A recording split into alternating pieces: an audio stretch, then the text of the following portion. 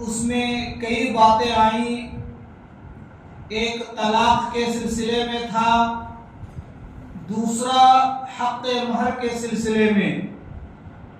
حق مہر کے سلسلے میں تفصیلی بات سورہ نساء میں آئے گی.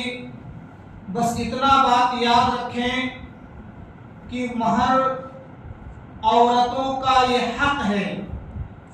اگر آپ کا مہر باقی ہے، آپ نے اسے ادا نہیں کیا، تو جتنا جلد ممکن ہو سکے اسے ادا کر دیں، ورنہ قیامت کے دن جب انسان ایک ایک نیکی کے لیے ترسے گا، وہاں پر اگر وہ اپنا حق مہر مانگ لے تو پھر آپ کو اپنی نیکی کی صورت میں دینی ہوگی. وہاں پر وہ بھول جائے گی کہ آپ اس کے شوہر ہیں یا دنیا میں بڑی پیار اور محبت سے رہتے تھے، کیونکہ وہاں تو ہر انسان کو نیکی کی ضرورت ہوگی. حق مہر کی یہاں پہ جو صورتیں بیان کی ہیں، ان صورتوں کو 4 حصوں میں تقسیم کر سکتے ہیں. پہلی صورت یہ ہوگی کہ آدمی مہر متعین کیا، جو عام طور پر ہوتا ہے. مہر متعین کیا، مہر متعین کرنے کے بعد نکاح ہوا، پھر اس سے ملے، میاں بیوی آپس میں ملے، پھر اس کے بعد طلاق ہوا. تو ایسی صورت میں جو مہر آپ نے متعین کیا تھا وہ مہر پورا دینا ہوگا، کیونکہ آپ نے اس سے مل لیا. دوسری صورت یہ ہے کہ مہر متعین ہوا، شادی ہوئی اور آپ ملے نہیں، ملنے سے پہلے طلاق دے دیے، تو ایسی صورت میں اسے کچھ آدھا نصف، یعنی آدھا جو ہے مہر دے دیں اور آدھا آپ اس کو واپس کر لیں.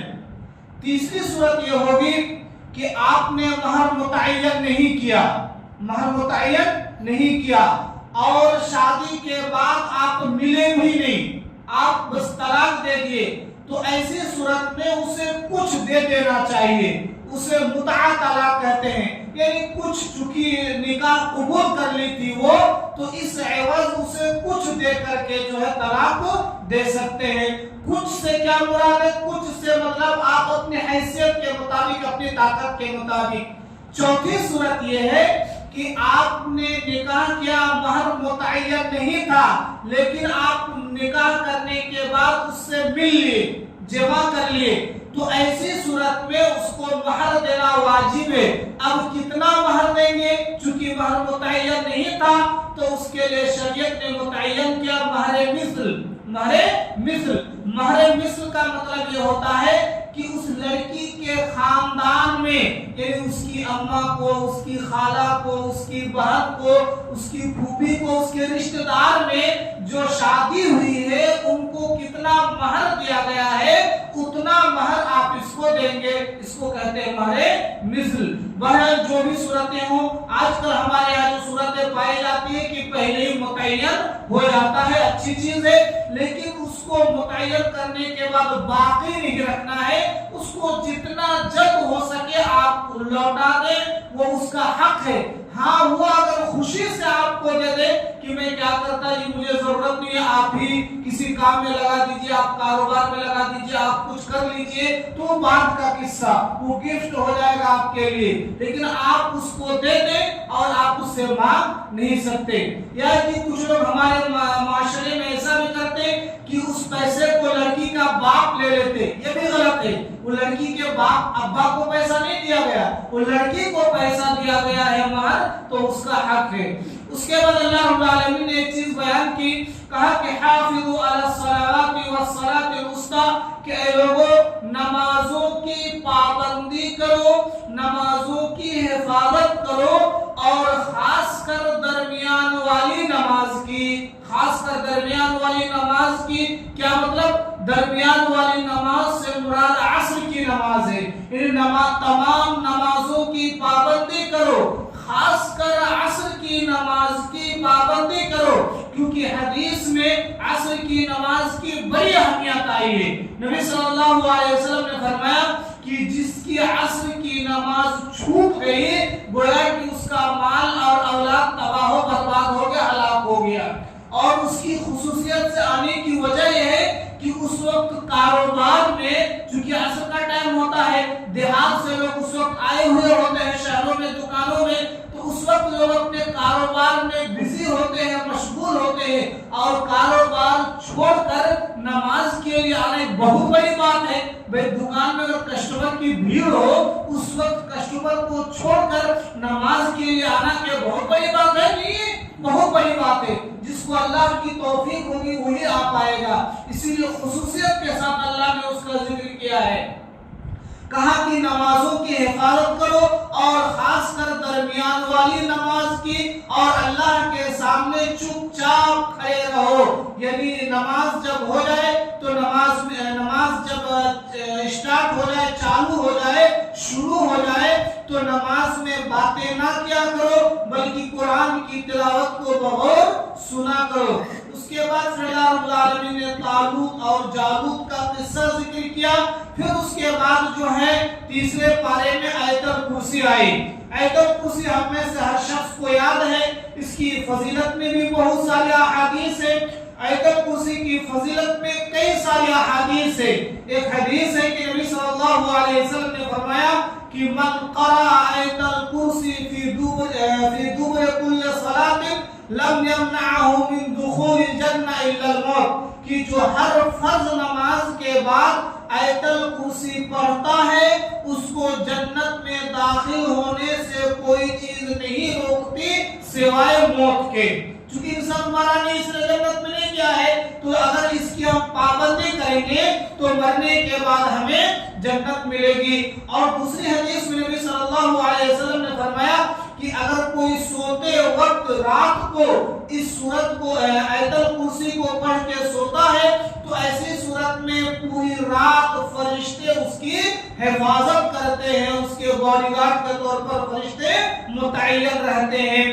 اور آیت الکرسی کے بارے میں بڑا مشہور واقعہ ہے ابو ہریرہ رضی اللہ تعالیٰ عنہ کا، کہ نبی صلی اللہ علیہ وسلم نے ان کو ایک رات رمضان ہی میں جو ہے زکوٰۃ کی حفاظت کے لیے مأمور کیے، یعنی زکوٰۃ کا مال آیا تو ابو ہریرہ سے نبی صلی اللہ علیہ وسلم نے فرمایا کہ ابو ہریرہ رات بھر تم ان مال کی نگرانی کرو، دیکھ بھال کرو۔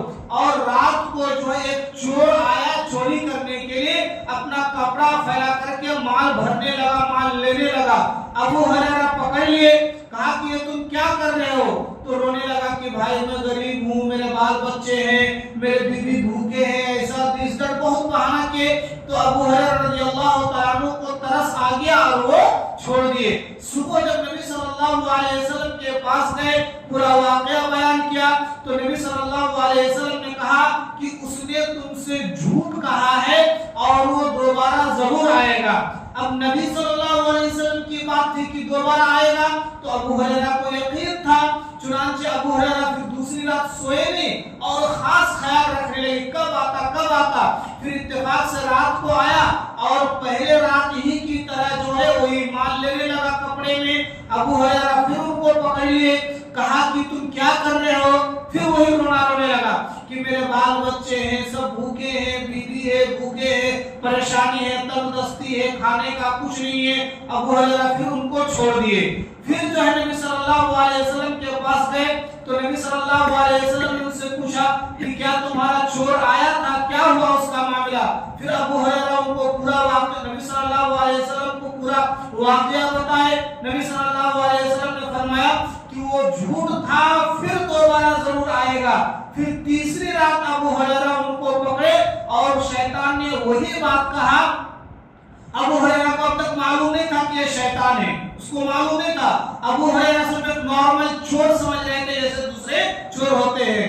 تو ابو ہریرہ رضی اللہ تعالیٰ عنہ پھر ان کو تیسری رات پکڑے اور شیطان نے پھر وہی بہانا کہ ہم بال بچے والے ہیں، بیوی والے ہیں، یہ پریشانی ہے، تنگ دست ہے، اسی لیے آیا تھا، چلو معاف کر دو، اب دوبارہ ایسا نہیں کرتا۔ تو ابو ہریرہ نے کہا کہ اللہ کی قسم میں تمہیں نبی صلی اللہ علیہ وسلم کے پاس لے کے جاتا، میں تمہیں نہیں چھوڑتا۔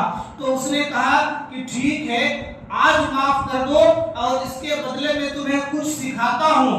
وہ کیا ہے؟ آیت الکرسی پڑھے۔ کہا کہ یہ اگر تم رات کو پڑھ لو گے تو پوری رات شیطان سے بچانے کے لیے جو فرشتے تمہاری حفاظت کریں گے، فرشتے تمہاری باڈی گارڈ کے طور پر تیار رہیں گے۔ ابو ہریرہ ان کو چھوڑ دیے، صبح نبی صلی اللہ علیہ وسلم کے پاس آئے، نبی صلی اللہ علیہ وسلم نے پوچھا ابو ہریرہ کیا حال ہے، تمہارا چور ساتھی کا کیا ہوا؟ انہوں نے پورا واقعہ بیان کیا، کہا کہ وہ تو جھوٹا تھا لیکن جو بات بتائی اس نے وہ سچ بات بتائی۔ یعنی آیت الکرسی اگر رات کو پڑھ کر سوئیں گے تو شیطان سے فرشتے جو ہے حفاظت کریں گے، اللہ رب العالمین کی طرف سے باڈی گارڈ فرشتہ متعین ہوتا ہے۔ پھر اس کے بعد نبی صلی اللہ علیہ وسلم نے ابو ہریرہ سے کہا کہ ابو ہریرہ تم جانتے ہو کہ وہ کون تھا؟ کہا کہ نہیں معلوم وہ کون تھا؟ کہا کہ ذاک شیطان، وہ شیطان تھا۔ پھر جو ہے ابو ہریرہ رضی اللہ تعالیٰ عنہ چونکہ ایسا معاملہ ہے، پھر جو ہے دعا یاد کر لیا، صحابہ اکرام سب کو بتا دے کہ یہ دعا ہے۔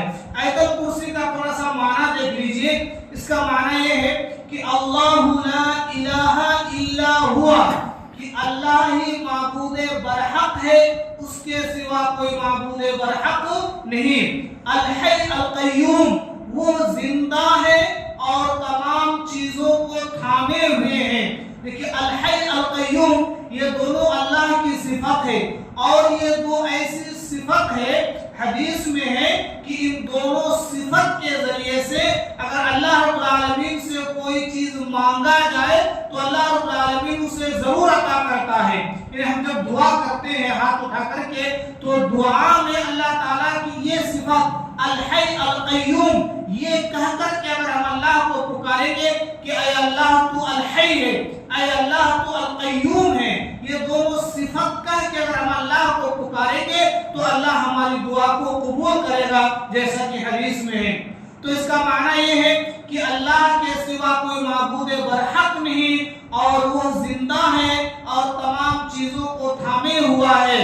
لا تأخذہ سنۃ ولا نوم، اسے نہ اونگ آتی ہے اور نہ نیند۔ لہ ما فی السماوات و ما فی الارض، آسمان و زمین کی بادشاہت اسی کے پاس ہے، آسمان و زمین کی تمام چیزیں اسی کی ملکیت ہے، اسی کی انڈر میں ہے۔ من ذا الذی یشفع عندہ الا باذنہ، کون ہے جو اس کے سامنے اس کی اجازت کے بغیر سفارش کرے؟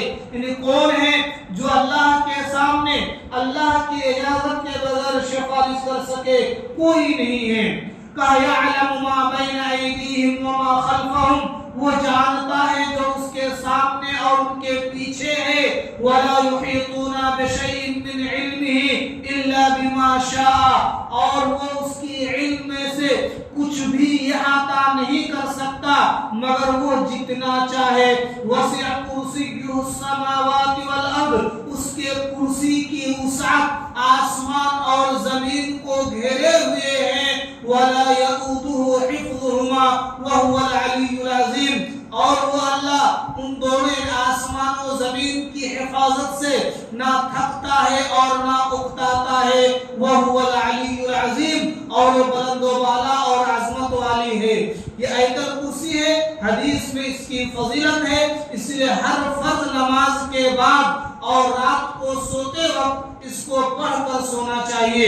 اس کے بعد ابراہیم علیہ السلام کا قصہ بیان کیا کہ ابراہیم علیہ السلام اور نمرود جو اس وقت کا بادشاہ تھا، ان دونوں کے درمیان ایک کمپٹیشن ہوا، مقابلہ ہوا۔ ابراہیم علیہ السلام نے اپنے رب کی تعریف یا تعارف انٹروڈکشن کرتے ہوئے کہا کہ میرا رب وہ ہے جو زندہ کرتا ہے اور مارتا ہے۔ بادشاہ نے کہا یہ کون سی بڑی بات ہے، انا احیی و امیت، میں بھی تو زندہ کرتا ہوں اور میں بھی مارتا ہوں۔ چنانچہ ان کے قید خانے میں سے دو آدمی کو لائے، ایک ایسا جس کے اوپر ایسا جرم تھا جس کو قتل کرنا واجب تھا، اور دوسرا ایسا جس کا معمولی سا جرم تھا۔ تو بادشاہ نے کیا کیا کہ جس کا معمولی سا جرم تھا اسے قتل کر دیا، اور جس کا سزا قتل تھا اس کو چھوڑ دیا۔ کہا کہ دیکھو میں نے بھی زندہ کو مارا اور جو ہے مرے کو زندہ کیا، یعنی جس کا قتل تھا اس کو چھوڑ دیا تو گویا کہ مرے کو زندہ کر دیا، اور جس کو معمولی گناہ تھا اس کو ہم نے چھوڑ دیا تو گویا کہ ہم نے جو ہے زندے کو مار دیا۔ ابراہیم علیہ السلام سمجھ گئے کہ بیٹا مینٹل ہے، سمجھتا نہیں، تو پھر ان سے بولا کہ ٹھیک ہے فَإِنَّ اللَّهَ يَأْتِي بِالشَّمْسِ مِنَ الْمَشْرِقِ فَأْتِي بِهَا مِنَ الْمَغْرِبِ، کہا کہ اللہ وہ ہے جو سورج کو مشرق سے لاتا ہے، اگر تو واقعی یہ کچھ ہے تو سورج کو مغرب سے لا کے دکھا۔ تو کہا فَبُهِتَ الَّذِي كَفَرَ، وہ ہکا بکا رہ گیا، کیسے کیسے ہوتا، یہ ممکن نہیں ہے۔ تو کہا کہ یہی تو اللہ ہے، وہی تو اللہ ہے۔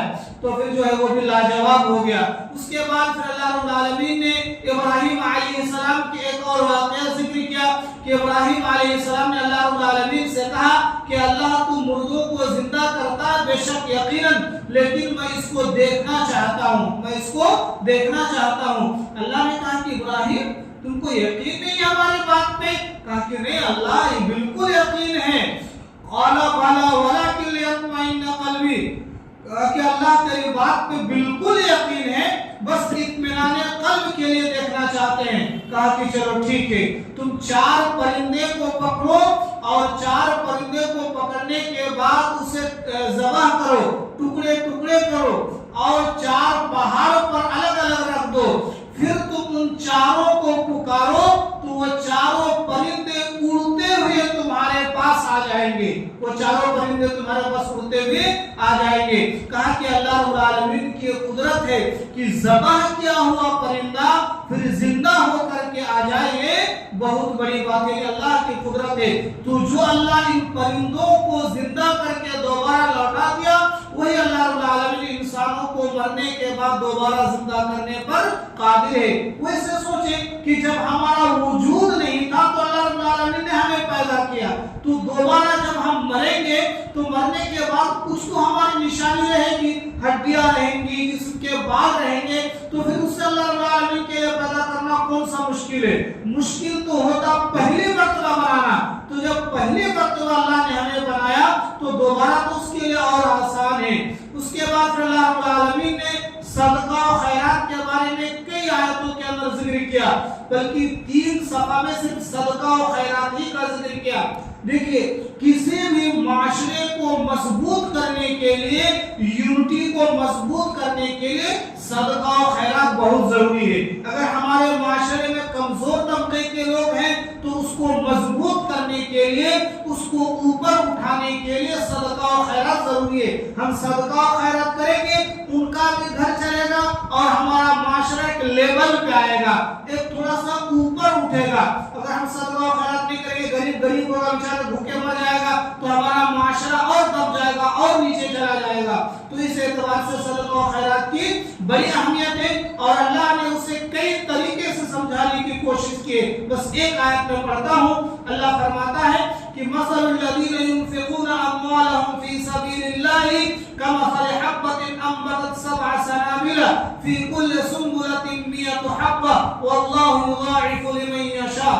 کہا کہ ان لوگوں کی مثال جو اپنا مال اللہ کے راستے میں خرچ کرتے ہیں، کمثل حبۃ اس دانے کی طرح ہے، انبتت 7 سنابل جس دانے سے 7 بالیاں نکلے، فی کل سنبلۃ 100 حبۃ اور ہر بالی میں 100 دانے ہو۔ کہا کہ جو اللہ کے راستے میں خرچ کرتے ہیں اس کا مثال دے رہا اللہ تعالیٰ کہ جیسے ایک دانہ ہے، ایک دانہ آپ نے زمین پہ بویا، اس دانے سے 7 بالی نکلا، گیہوں کا یا ایک مکئی کا جو بھی کچھ بھی سمجھئے، 7 بالی نکلا اور ہر بالی میں 100 دانے ہوئے، تو وہ کہ ایک دانے سے 100 دانہ ہوا، 700 دانہ ہو گیا۔ ایک بالی سے، ایک دانہ سے 7 بالی اور ہر بالی میں 100 دانہ، تو 700 بات ہو گیا، تو وہ کہ 1 روپیہ خرچ کرنے کا اللہ رب العالمین 700 روپیہ تک آپ کو دے گا۔ واللہ یضاعف لمن یشاء، یہ تو ایک مثال ہے، واللہ یضاعف لمن یشاء، اللہ جس کو چاہتا ہے اس سے بھی زیادہ دیتا، اس سے بھی بڑھا چڑھا کر کے دے گا۔ واللہ واسع علیم، اللہ تعالیٰ کشادہ علم والا ہے، اللہ رب العالمین اس سے زیادہ بھی دے سکتا ہے۔ اللہ رب العالمین علم والا ہے، اللہ جانتا ہے کہ تمہارے دینے میں اخلاص کتنا ہے، جتنا اخلاص ہوگا اللہ تعالیٰ اتنا دیتا اس کا ثواب۔ اس کے بعد پھر کہا کہ صدقہ و خیرات دو تو احسان مت جتلاؤ، یا صدقہ و خیرات دو تو غریب کو پریشان نہ کرو، غریب کو تکلیف نہ پہنچاؤ، اس کو جو ہے عار نہ دلاؤ، شر نہ دلاؤ۔ جیسے ہم لوگ اگر صدقہ و خیرات کرتے ہیں تو کبھی کبھی غریبوں پر احسان جتلاتے، جاؤ بیٹا تم کو تو ہم دیے تھے، یا دیکھو آج میں اس کو صدقہ دیا اور وہ ہمارا احسان بھول گیا، ایسا نہیں بولنا چاہیے۔ وہ صدقہ دے کر کے ہم احسان نہیں کر رہے ہیں، بلکہ یقین مانیے کہ وہ صدقہ ہمارا لے کر کے احسان کر رہا ہے، کیونکہ وہ ہم کو نیکی کا موقع دے رہا ہے۔ ایک وقت آئے گا کہ لوگ کوئی صدقہ نہیں لے گا، کوئی زکوٰۃ نہیں لے گا، تو ہم پریشان ہو جائیں گے، کوئی لے لیتا تو ہم کو ثواب ملتا، کوئی لیتا تو ہم کو نیکی ملتا، وہ نہیں ملے گا۔ لیکن اگر کوئی ابھی مل رہا ہے تو اس کو عار اور شرم نہیں دلانا چاہیے، بلکہ اللہ رب العالمین نے اسے اس حالت میں رکھا ہے تو ہمیں اس سے عبرت لینی چاہیے اور اس کی مدد کرنی چاہیے۔ اللہ رب العالمین سے دعا ہے اللہ تعالی ہم تمام لوگوں کو قرآن و حدیث کے مطابق عمل کرنے کی توفیق عطا فرمائے، زیادہ سے زیادہ صدقہ و خیرات کی توفیق عطا فرمائے، آمین۔ اقول قولی ھذا واستغفر اللہ لی ولکم ولسائر المسلمین۔ Sorry ass DJ.